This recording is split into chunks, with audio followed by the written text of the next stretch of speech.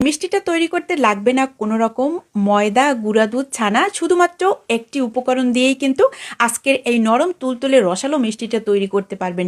এই মিষ্টিটা যে এত পরিমাণে খেতে মজা, আপনি বাসায় তৈরি না করলে বুঝতেই পারবেন না। রেসিপিটা শিখে রাখুন, আপনাদের অনেক বেশি উপকারে আসবে, কারণ যখন মন চাইবে তখনই ঝটপট বানিয়ে খেতে পারবেন।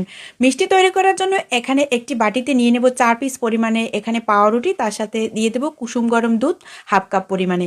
এখন অপেক্ষা করব 5 থেকে 7 মিনিটের জন্য। আর এখানে নিয়েছি আমি এলাচের বিচি, তো ওই বীজটা হালকা একটু থেতো করে নিয়েছি, তার সাথে দিয়ে দেবো 1 টেবিল চামচের মতো গুঁড়া দুধ। এখন সব কিছু একসাথে খুব সুন্দর করে মিহি করে এই ডোটা বানিয়ে নিতে হবে। আর পাউরুটির যে ব্রাউন অংশটা ছিল ওইটা আমি বাদ দিয়ে দিব, যার কারণে এটা দেখতে অনেক বেশি ভালো হবে আর মসৃণ হবে আর একদম সাদা ধপধপে একটি ডো হবে। চাইলে কিন্তু আপনারা গুঁড়া দুধ বাদ দিতে পারেন, তবে গুঁড়া দুধ দিয়ে ডোটা একটু তৈরি করলে এটা থেকে দারুণ একটি ফ্লেভার পাওয়া যায় আর খেতে অনেক বেশি ভালো লাগে। ঢেকে রেখে দিয়েছিলাম 10 মিনিট। এখন ওইখান থেকে হাতে একটু তেল লাগিয়ে গোল গোল করে আমি এই গোলাপ জামুন মিষ্টিটা তৈরি করে নিব। যখন দুধ দিয়ে পাউরুটিটা ভিজাবেন তখন কিন্তু দুধের পরিমাণটা বেশি করা যাবে না, মানে বেশি দেওয়া যাবে না, সেক্ষেত্রে কিন্তু ডোটা অনেক বেশি নরম হয়ে যাবে। পরবর্তীতে গোলাপ জামুন মিষ্টিটা তৈরি করতে গেলে শেপ দেওয়ার সময় কিন্তু সমস্যা হয়ে যাবে। তাই অল্প পরিমাণে দুধ দিয়ে একটু পরপর নেড়েচেড়ে তারপরে কিন্তু এই ডোটা বানিয়ে নিতে হবে। এখানে প্যানের মধ্যে কিছুটা পরিমাণে তেল দিয়েছি আর সরাসরি এই তেলের ভিতরেই মিষ্টিগুলো দিয়ে এখন ভেজে নিব।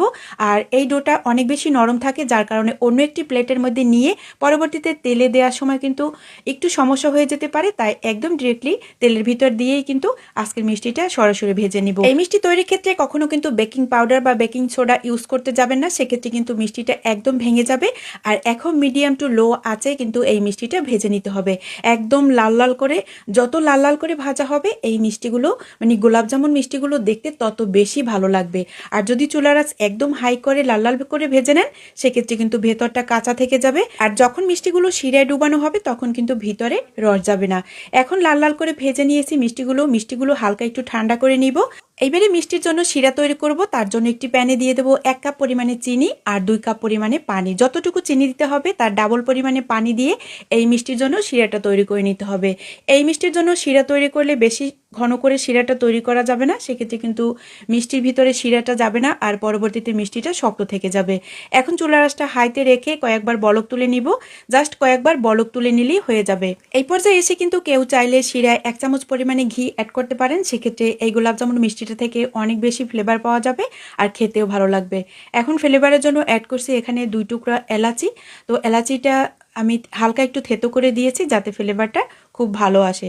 আপনারা চাইলে কিন্তু এখানে হালকা একটু গোলাপ জলও দিতে পারবেন এই গোলাপ জামুন মিষ্টি তৈরির ক্ষেত্রে। এখন শিরায় যখন কয়েকবার বলক চলে আসছে আর আরও একটু নেড়ে চেড়ে নিব। শিরাটা যাতে ঘন না হয় ওইভাবে কিন্তু জাল করে নিতে হবে। এখন মিষ্টিগুলো দিয়ে দেবো আর মিষ্টিগুলো কিন্তু একদম ঠান্ডা করে তারপর দিয়ে দিতে হবে, নয়তো দেখা যায় মিষ্টিগুলো পরবর্তীতে চুপসে যাবে।